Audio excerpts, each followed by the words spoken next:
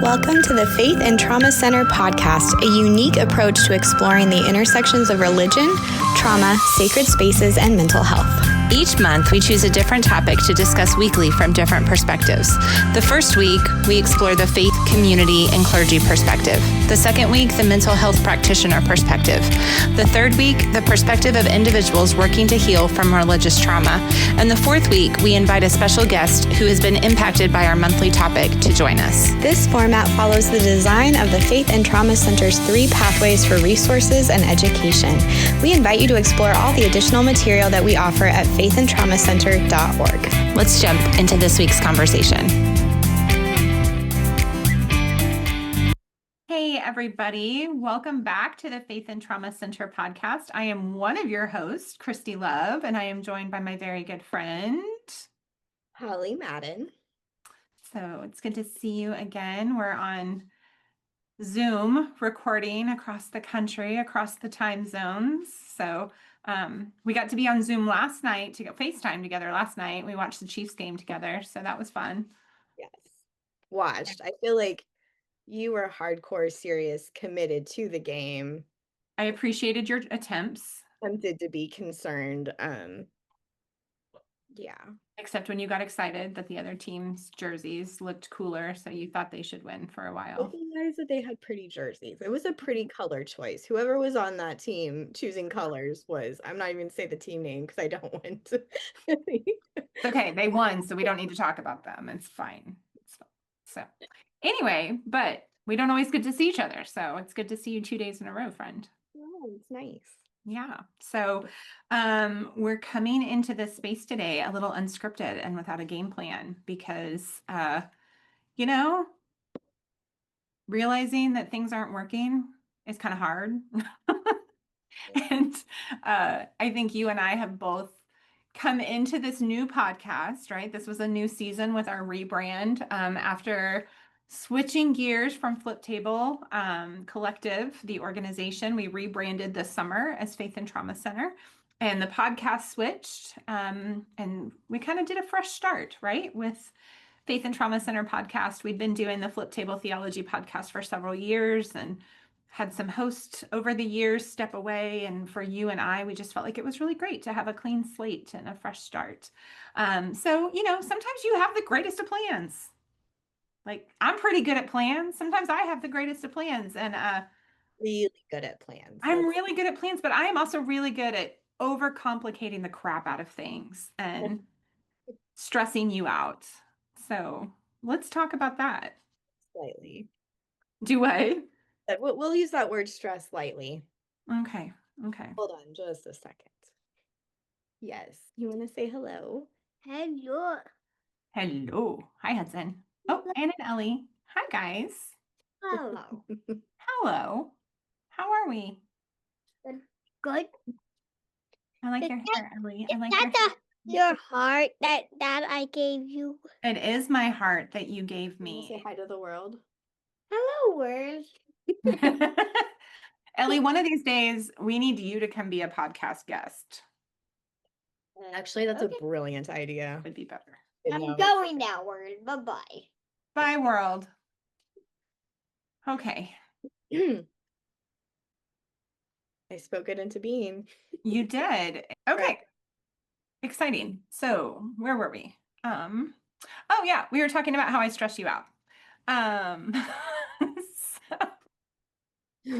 So, well, in that vein, I feel like we can't talk about how you stress me out without me talking about how I stress you out. I mean, that's fair. That's fair. We've been friends a long time. We stress each other the crap out. So In the nature of this, like, first of all, if you're ministry partners with someone who has like you're legitimately polar opposites, like it can work. You can balance each other out. I think while you tend to be someone who is a planner and who likes structure and who likes things to be on the calendar and quite a prior notice and have that planned out, this meeting will be an hour and a half or we'll do this in 2 hours. I'm the exact opposite of that, where I'm just like, let's go where our emotions lead us and we will talk as long as we need and we will just that like makes my palms sweaty. my ADHD's like, let's rabbit trail into wherever it Uh-huh. needs to go. And so I think that we balance each other out. And while I Mm-hmm. was thinking about that, like the stress of that, I was feeling a little stressed about our podcast. Mm-hmm. Same. It's our podcast. We get to make it what we want it to be. Yeah, And same. we're gonna So, roll with that, right? right. Yeah, I hear you. And so, you and I have had many hard conversations over the years. And, newsflash world, you can disagree and have hard conversations and still stay friends. It's like this amazing thing that we seem to forget how to do in our culture right now. Um, but anyway, I feel like we have learned how to communicate and work through some of those things pretty well. And so I'm grateful for that. And I am grateful for a space with you where we can say, this is not working. This is not doing the thing for both of us. And so what can we do to change it and to make it a little bit better? So what we have decided to do is to get rid of the stressful monthly theme with every week having a different focus that I think was causing Holly's blood pressure to rise when podcast came around each week. I think my blood pressure was fine. My brain was not. Okay, that's fair. That's fair. So, and we're going to attempt to be a little bit more unscripted, which, makes my blood pressure rise a little bit. And but now that we're like on video, people can watch me as I give you signs that are like back on track, land the airplane, come back and join us. You're way over and Or the look that's like, where did that come from? yeah, yeah. Where are you going with this, Holly? Like last night when we were talking and you were like, have you seen the moon? And I was like, no, I was watching the football game. And you were like, you should see the moon. It makes me want to go dance under it with woodland creatures. And I was like, I've never had that thought once in my life. Just so sad. You should. No, I shouldn't. So woodland creatures and I are, not always the greatest of friends, especially lately. So Lately.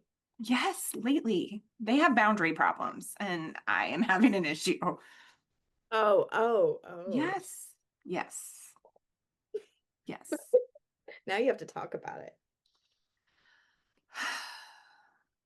There was a noise coming from the wall of my bathroom. And I thought my dogs had managed to get into a storage closet under our stairs. And I was like, how did they even get in there? The door is closed. I don't know. I have magic dogs. Who knows what happened? But anyway, so I finished getting ready and then I went out to like shoo the dogs out from under the stairs where they were not. And then I came back into the bathroom and I like tapped on the wall and the wall tapped back and I thought, oh dear God, I'm gonna have to burn my house down. So I left. I mean, I did what any reasonable person would do as I left. And I called my husband. Well, actually, that's not true. I lie. I totally lie. I forgot about it because I had stuff to do until I got home that night. Disassociated from it. Yeah, whatever you want to call it. I blocked it out. Yeah. And I went about my to-do list for the day until I got home and was getting ready for bed that night. And I hit the wall and the wall again responded accordingly, to which I yelled for my husband, who came and cut a giant hole in the wall and freed said woodland creature outside. Small woodland creature. Mm-hmm. Yes, small, evil woodland creature. So you will not be dancing with the mice under the moonlight. I will not. But I still love you, and we're still best friends. We are. Yes. So I think, bottom line is we are super committed. Oh, we were, then Holly left. So that was a funny sentence for you to just walk away. The timing of that, my dog came in. Ellie didn't close the door. I was like, we're super committed. Just get something and walks. Just kidding. For real. Remember? I think you and I are very committed to navigating the bumpy road that is the intersection of faith, trauma, and mental health. and trying to figure out how to advocate for all of those things and where they intersect, where they intermingle, and trying to do that in a way that just embraces the chaos that is that intersection a lot of times. We were trying to do, here's this conversation for faith leaders and people of faith. Here's this conversation for mental health professionals, partly because we wanted to like respect potential trauma triggers and things like that. But yeah, we're just going to throw it all into a giant pot, bring a different conversation topic each week, and we're just going to see what happens. So buckle up, y'all. Gonna get It'll, interesting around here. it'll be interesting, that's for sure. It will be. It will be. So that being said, how is the intersection of faith, trauma, and mental health in your world right now? Anything that has been on your mind, on your heart? It's been a trigger. Yeah. I mean, I think that like obviously elephant in the room. Although I don't know where that phrase comes from because I'd be This very is a great example of one of those tangents that Hall is going to take us on. no, I stop. I'm like visualizing an elephant in the room and I'd be like, are you We'll okay? Google the etymology of elephant in the room later. Why are you here? Come back, Holly. I digress. I digress. Yeah, I think that everything, ministry, mental health professional, I think everything that every person working with people right now is just encompassing this whole different experience of crisis right now.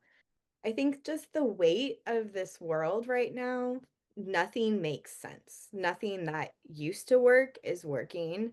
Nothing that you were like working towards even makes sense to continue in those directions without adjusting and course correcting and encompassing so much. And I think the weight of that's just something that I carry in in a season where my hope for my goals, what I'm working towards is very much still down the road. And we're in a very transitional season. And so there's not quite that level of like immediacy of loving on people and advocating for people in the way that I want to, but also recognizing just what is around me and being really immersed in those spaces. And so I think just like the weight of that, like I don't know, just naming that, like literally nothing makes sense right now. Like, Yeah, no, I mean, I think that that's incredibly fair. And I've heard a lot of people name and talk about how, you know, previously in the world, when we went through situations that maybe like the headlines didn't make sense or certain, geopolitical things didn't make sense or add up, there were still like some enclaves of safety, right? Or like some places of comfort. And I think for a lot of people, faith was one of those spaces. And I think that a lot of people in the past have drawn strength and drawn comfort from the predictability of faith spaces. But I think the reality is that in our current world, there is no piece of life that is not dysregulated right now. And I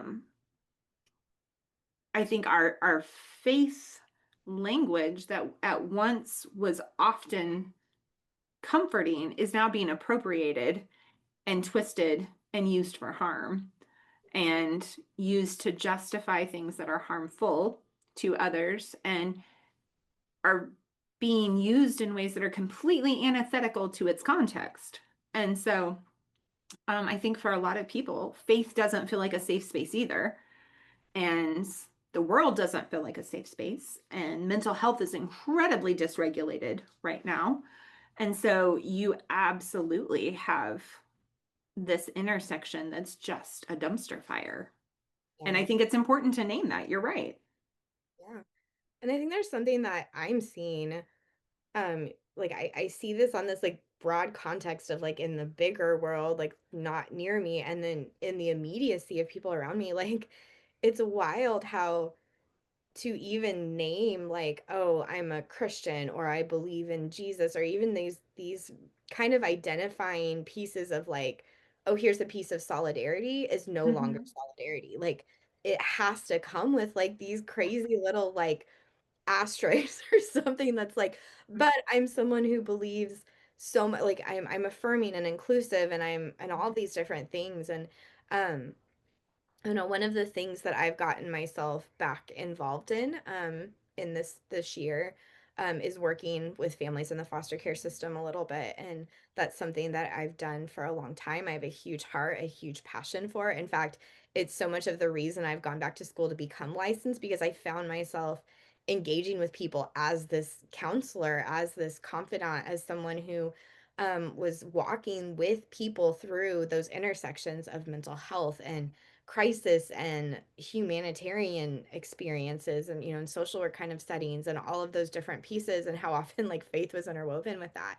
And so I need to do that again. And I had a conversation this weekend with a mom that I'm getting the privilege to support in this season, and she made a comment that she had to choose from various treatment programs, and I may be very protective and not give any identifying information, a way to support her and her kids, but she had just vocalized like there's only so much out there, and this program she's in has been really helpful to her. It's been really beneficial to her because of the treatment side of it. It's made her curious about faith again after having a lot of trauma around religion. And then she just said something to me that she was like, and then I sat in a service recently and realized my queer kid can't come here, and the fact that she's now having to be in this crisis. And she asked me, she's like, is there a place that I can start going, because I want my child to feel like they have the opportunity to come with me. I mean, and it was weeping. It was, how can a place like this be that hateful and not be safe? Like, it can be safe for me in addiction, it cannot be safe for my child who's just being themselves. And the weight of that, and to honestly have to take a breath and be like, there's not very many of those places that exist that you would like. Church on They're a not in the community that you're in. There's a handful of them, but yeah. yeah, and just well, and just in the context of there's literally a church on every single corner, and tons within walking distance of where you're at. But Mhm. to have to find one of those requires asking and doing Right. research, and then probably traveling, and that's just the weight of that's just, it's gross. Right. Yeah. And there's 6 strong, open, and affirming churches out of 640 in that community that you're talking about. So yeah, and I mean, I think it speaks to just that huge cognitive disconnect. You're exactly right. Like, people who find comfort in one piece of something, or get exposed to one piece of something, and think, wow, this is really beautiful and this is really safe. But I think it also speaks to the responsibility on all of us to make sure that we are pulling that lens back, and we are, peeking behind the curtain, so to speak, and trying to understand not just what you enjoy about the space that you're in, but also trying to make sure that you understand the polity of, the place that you're connecting. How patriarchal is it? What is its view on women? What is its view on queer people? How does it champion anti-racism? How is it working to be, finding solutions to poverty in your community? What's the percentage of funds that go from, your offering, not just overseas to support missions, but also to your local community to support your neighbors and your neighborhoods? I think those questions are really important for all of us. I think trying to understand where you are connecting and what is its perspective on nationalism, and that really toxic mixture right now that is just dominating the world, of what Christian nationalism is looking like and doing when religion and politics and all of these pieces of power and privilege mix up together. Yeah, they may have a great worship band and their pastor may make you laugh, and they may have an awesome light show and all the things, and it may make you feel all the warm fuzzies, but chances are it's designed to make you feel the warm fuzzies. And I say that as a pastor who specializes in worship planning, right? Like, there is a way to do that and to engineer a worship service that can be incredibly manipulative if it is done with that intent of, if I do this, I can get this result. And that is not authentic, right? That is this very cookie cutter kind of piece. And I think we see that a lot, especially in addiction recovery related pieces, because it's very programmatic, right? These are the things that you need for your recovery right now. This is the piece. And those do feel helpful and they do feel warm and fuzzy, but you're exactly right.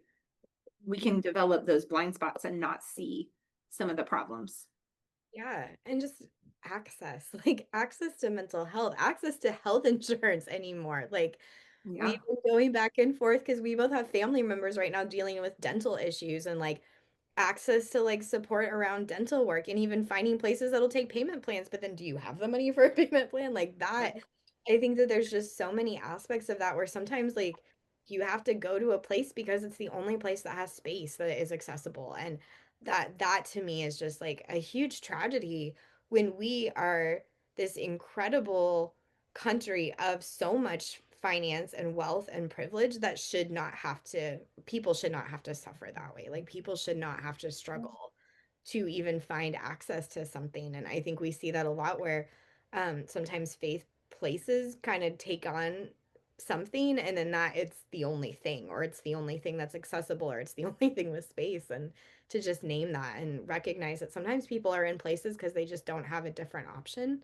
Mhm. And how do you support someone in a place where they're like, well, this isn't fully safe for me, but it is helping this area of my life, or like Mm. this is speaking these things into me that feel contradictory.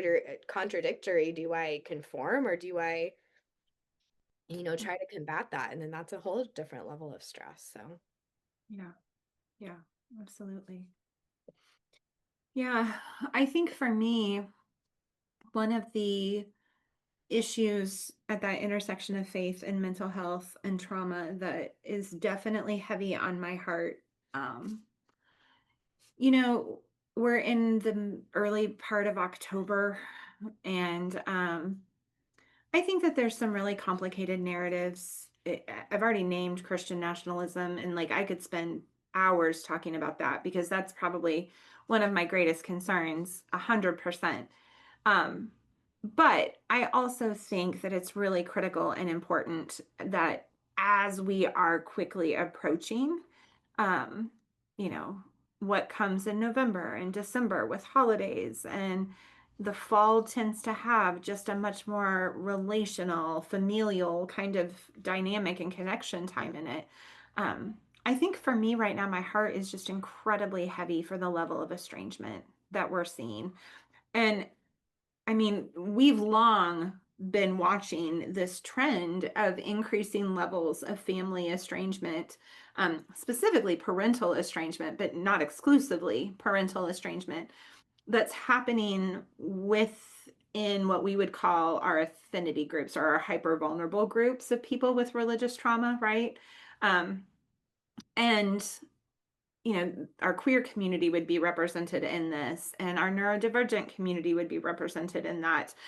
Kids that were in the foster care system are represented in that. Kids who deconstructed and grew up in a faith-filled household and then kind of changed their participation level after they became adults, that would be in there as well. Um, I'm very aware that we're coming into this season. I lead support groups for religious trauma. I talk to people constantly, and that just seems to be a constant theme right now. Um, and it's not just the normal reasons, right, that we've been seeing for years. It's not just over uh, queerness or the ability to be your authentic self or to deconstruct safely or to have, respectful dialogue when you disagree. Um, this has a lot of roots in Christian nationalism. And so, like, while I could focus on the headlines and we could talk about the historical harms and how we got here, and I'm sure we'll do that on other unscripted podcasts in the future. I think the thing that it boils down to me for right now, pastorally, is um, there are a lot of families disconnecting from one another over these issues, right? Over issues around Israel and Gaza and, xenophobia and Zionism. And just like there's a lot of people that are disconnecting over the weaponization of scripture and the rhetoric around labeling individuals. And um, that I think is something that just sits on my soul like a rock right now. And, that has faith roots, that has cultural roots, and it's impacting the mental health of so many people right now. Levels of anxiety are through the roof, levels of depression and loneliness. The epidemic of loneliness in this country, we just continue to see those numbers climb and climb and climb. Yeah. I think when I think of estrangement, there's a couple things that I just want to that come to mind for me. And one of those is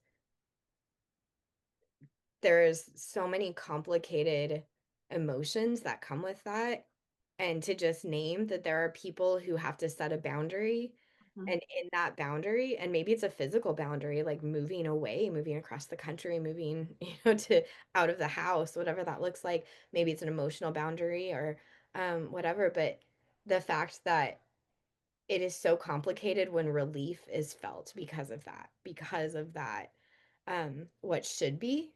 And then to also name that simultaneously is this grief, and grief is exhausting, and it's a place that you enter that does not have a timeline. It does not have like an endpoint, like a lot of programs have tried to like put language to. Yeah. It's a personal experience. And so just to name that, because I know there's a lot of people that feel that, like, I grieve and I also feel so much relief that there's this boundary now. But the other piece of that I think we need to talk about is in the context of like, well, now we have a skyrocketing economy. We have so much changing and shifting daily in those places. We also just we're inundated with humanitarian crisis after another. Um, and how do you exist in a place where you maybe disconnect from family, estrangement, you're disconnecting from maybe friends or a church home or whatever that looks like, but you're Mhm. too exhausted to Yeah. reconnect and to be in that place of not being able to, to reconnect. Yeah. I think there's so many people craving community, but they Yeah. physically don't have. I mean, I was in a conversation today around my coworkers, and I'm surrounded constantly by people with master's degrees who are working 2 or 3 jobs. Like, and just that's the way of America right now, the middle class especially. And I think that, you know, So, no, and I didn't mean to cut you off. Sorry. I think there's a tool here that maybe would be helpful for us. Um, So I am putting the finishing touches on this, and it'll be up on Faith and Trauma's website by the time this podcast is up and on the air, probably. But Holly, you and I were having a conversation recently, and I was sharing with you that I had kind of been processing how the normal models for grief just don't copy and paste over to really truly encapsulate all that is unique in religious trauma and that intersection of faith, trauma, and mental health. And so, I'd kind of been keeping notes and working on some things over the last couple of years, and I put together these 7 stages of grief in religious trauma, and I want to name them in this conversation for a minute. But also, I think there's a couple of pieces that you're raising here that I think we have to realize are expressions of grief with that unique experience, right? And so, um first step is awareness, and that's that moment, right? Like, I think all of us who have experienced faith and trauma, and that sacred wound that happens can pinpoint when you became aware, like when the light bulb went on, when your eyes were opened, when you're like, holy shit, this isn't okay, right? Like, there was a moment where you suddenly became aware that something wasn't jiving. This is not what this is supposed to be. This is not what this was supposed to represent.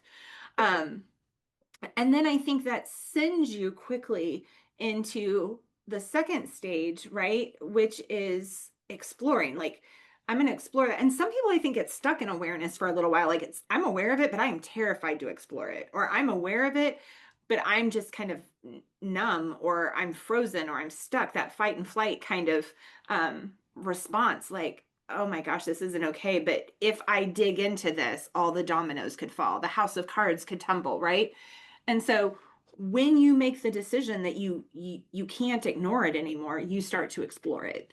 And I think that looks like I need to explore different perspectives. Maybe I've only seen things like we were talking about before. Maybe you're only seeing the good and, you know, the lovely and the exciting and the, you know, lights and all the good stuff. Maybe you've not seen the context, or maybe you've not seen the full picture, or maybe you've not heard from another person's lived experience, or maybe you've been taught to believe this one thing is so incredibly wrong, but you've never actually read research and readings and data and theological concepts that say, actually, that's not how that was written. And so you do this exploring journey, right? Which I think is just woven with so much grief.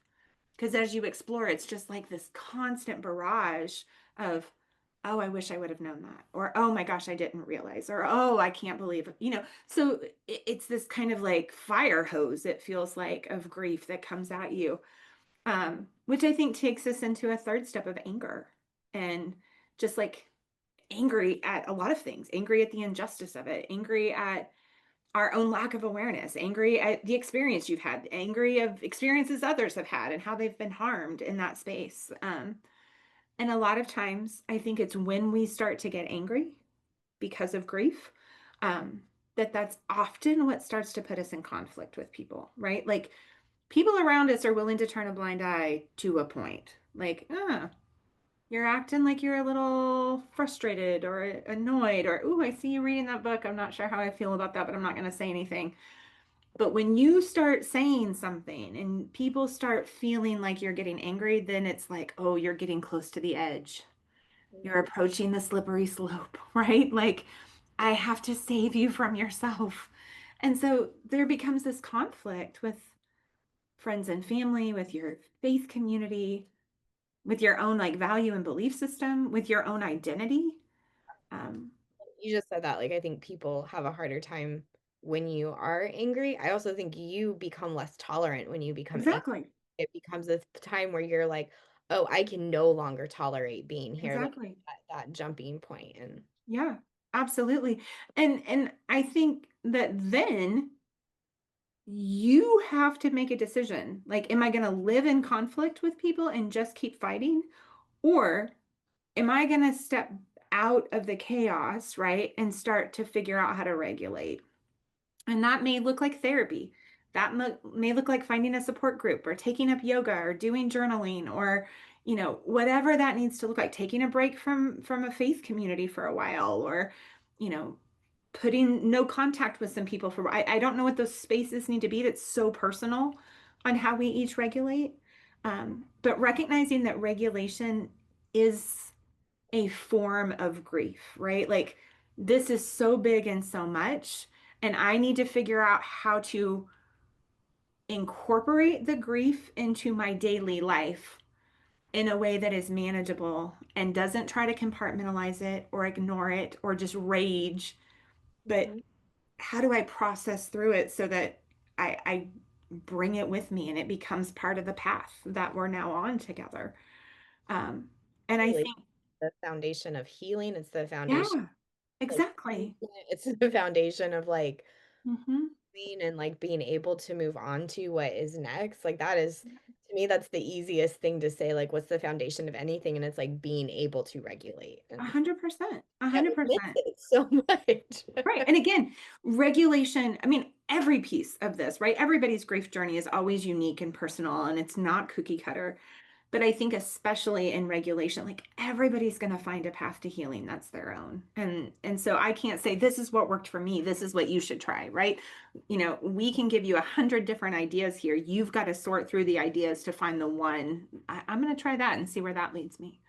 And then I think as we regulate, we begin to reconstruct, right? We talk so much about deconstruction, but reconstruction, and that's not just faith, right? Like, that is assembling a new framework for like your values and beliefs. Like, the foundation may have crumbled in this process, and you had to grieve a foundation that you thought was solid and secure. And now you got to figure out how to put that together differently. That also may be reconstructing new communities for yourself, new social networks for yourself, new friendships, new faith communities. What does that look like to reconstruct some of that? And then finally, I think, you know, a lot of times grief models, Holly will use language like acceptance towards the end. I don't like that for this particular model, especially um, because I don't think we ever want to get to a place where we accept trauma and we accept traumatic events. I think what we can do is we can figure out how to reconcile the past with the future, right? Like, how do I reconcile what I now am aware of, what I have explored, what I'm still angry about, the things that brought me into direct conflict, the things I had to regulate from and rebuild from? Like, how do I reconcile all of that with where I want to be in the future, with where I am right now? And so that means we approach re-entering possible faith communities completely differently than just, hey, where can I show up and be entertained, right? Like, I'm going to do my homework because I want to make sure this is something that's going to help to reconcile me with what is broken in the world. That also, I think, looks like reconciliation in relationships. Like, can some of those past relationships have a new future with some boundaries? Absolutely. Are there some relationships that may not be able to be reconciled in the way that maybe you hope or expect? Absolutely. And so I think, and there's so much of this steps, right, that are just messy and going all over the place. But I think what's important to name for people is like the step that you really get to take some responsibility around is conflict. Like, how much conflict are you going to allow in your life? You're going to bounce around in awareness and exploring and anger and reconstruction and regulation and reconciliation. Like, that's just going to up and down and up and down. Yeah. You get to decide how long you linger in conflict. And I think that that's really important for us, especially in that conversation about estrangement. I also think, like, I know you named estrangement from family as being something that we see a lot, we're seeing a lot more of. But I also think that that estrangement may look like estrangement from friends. It could look like estrangement from your social circle that you're Oh, in. 100%. It can be estrangement even from coworkers, and maybe Mhm. that's you've moved on from that workplace, or maybe you're still there, but you've like you're disconnecting from like that social connection. Yeah. But I also think that it doesn't have to be polar opposites, or you're seeing someone who sees differently than you. I think there's also an estrangement that can happen in people when they're like you're in a place where you're like, this is not okay. Like, I feel very strongly Yeah. about this, and you might be disconnecting from people that are tolerant of it. They may Oh, not yeah. agree with it, Mhm. but there's also a lot of time, and I think sometimes even the grief of that can even feel heavier. Yeah. Because I've heard other people say, and I've heard this in the past too, from people that I've worked with, like it would have been easier if they were just mean, or they said something hateful or horrible, or they did this, or they set Yeah. this boundary. But when it's you're in this place of like Yeah. complacency, that can even feel worse, I think, Mhm. at times. And I think there's probably a lot of people listening that are like, need to have that name to say that it's okay to draw boundaries with people like that and to feel the grief of that. And it's okay to call it grief, right? I think sometimes people need that permission too, or that direction, at least to say, um, recognize that as you're putting all the pieces together, many times the frame that those pieces fit into is the larger framework of grief. And I think that that's really important. Absolutely. That's good. I love that you created that and built that. And Yeah, I'll put some finishing touches on it. We'll get it up on Faith and Trauma in both the mental health professional resource and in the faith leader resource, so that you can find those. And we'll put it in the lived experience one too, so it'll be in all three, so you can find them. We'll just put it in all the places. So yeah, I mean, you and I could keep going and talking about this all the time, but I think this is probably a good stopping point for this week. And we'll get this resource up there for you to check out and link Yeah. to this podcast as well, because I think explaining that and talking through that is also helpful in the diagram itself. So Sounds good. yeah, okay, cool. I'll see you back next week for an unscripted conversation about I don't know what. We'll find out. Hey, we're just gonna let our emotions and hearts lead us where it Oh will. dear God. Okay, I had to. I love you. it's gonna be fine. Thanks for going unscripted with me. I love you. I do. All right.